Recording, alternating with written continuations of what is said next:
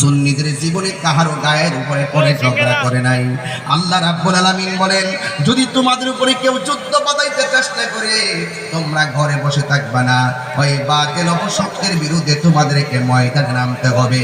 তবে খবরদার তোমরা সীমা লঙ্ঘন করবে না, কারণ সীমা লঙ্ঘনকারীকে আমার আল্লাহ পছন্দ করে না। কথা বলেন ঠিক কিনা?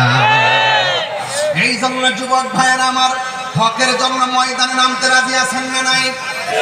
আর জোরে বলো, আছে না নাই? যেই কোনো মুহূর্তে হকের জন্য জীবন দিতে হবে, এটাই হলো কারবালার শিক্ষা।